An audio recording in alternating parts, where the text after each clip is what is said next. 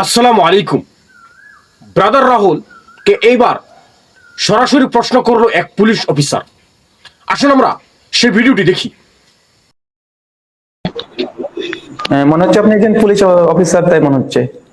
হ্যাঁ, আমি পুলিশের চাকরি করি। মাশাআল্লাহ। কোন কোন জেলাতে আছেন? আমি এখন আছি জীবননগর, চুয়াডাঙ্গা। কাটছে, এক সেকেন্ড চলছে এরকম একটা।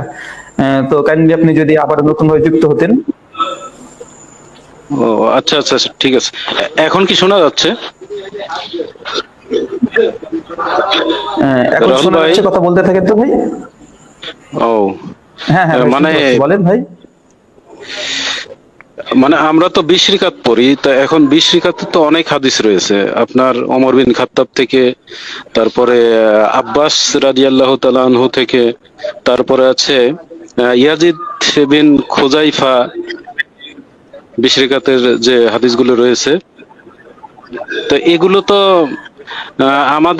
আমরা যারা মানে যেসব হুজুরকে ফলো করি, তো তারা তো স্পষ্ট মানে খুব মানে আত্মবিশ্বাস নিয়ে বলতেছে যে 20 রিকাতই হবে, আর 8 রিকাত হচ্ছে তাহাজ্জুদ। আমাদেরকে এইভাবে বলতেছে। ভাই এখন যদি কেউ বলে সেটা তো একটা আলাদা বিষয়। আর বিষয়টাকে তারা হাদিস নাই, আমরা এই কথা বলি না।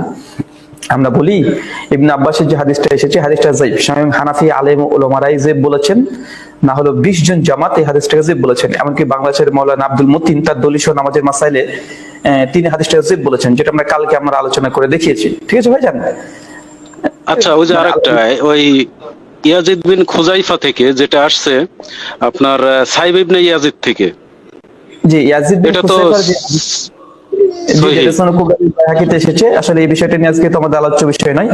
তারপরে এই হাদিস হচ্ছে আমাদের তাহকিক, যেটা এই হাদিসটা হচ্ছে সাজ সাজ হওয়ার কারণে হাদিসটা যায়িফ।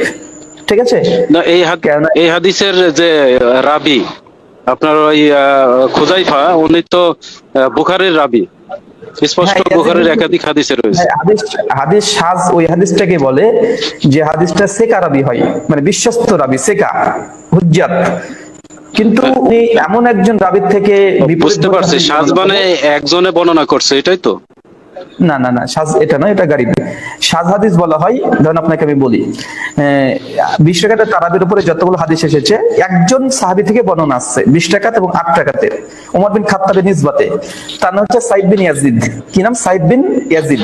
ইয়াজিদ। এবং ইয়াজিদের বেশ কয়েকজন ছাত্র ছিল যারা তারাবির রাকাতের উপর হাদিস বর্ণনা করেছে। একজন নাম হচ্ছে মোহাম্মদ বিন ইউসুফ, আর একজন নাম হচ্ছে ইয়াজিদ বিন খুসাইফা।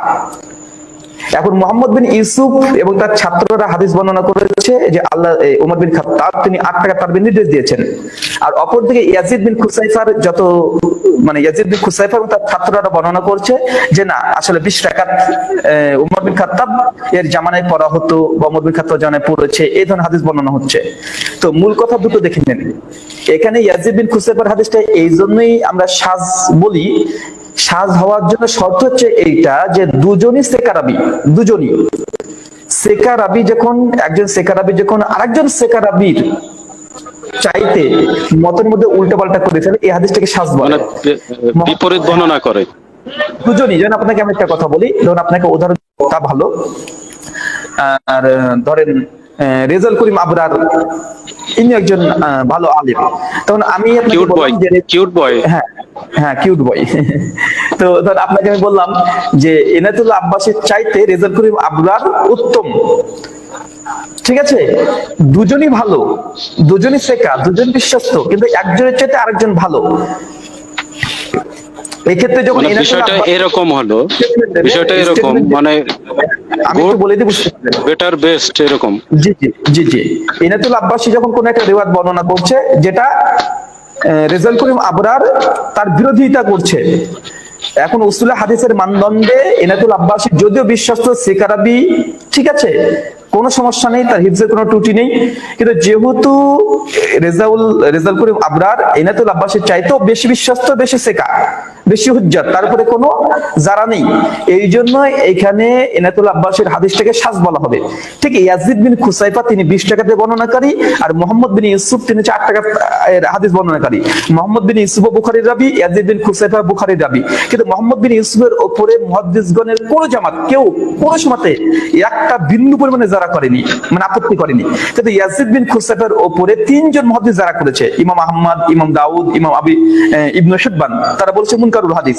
এই মুনকারুল হাদিস বলার জন্য ইয়াজিদ বিন খুসাইফা বাতিল হয়ে যাচ্ছে না, বা হাদিস যঈফ হবে না, কেননা তিনি সেকা রাবী, কিন্তু তার উপরে একটু একটা চোট পেয়ে গেল। কিন্তু মোহাম্মদ বিন ইউসুফ এমন একজন রাবী যার উপরে কোনো মানে জরা নেই, এই জন্য তার হাদিস এখানে হুজ্জাত। দুজন রাবী কিন্তু সেকা, এটা ভুলে গেলে হবে না।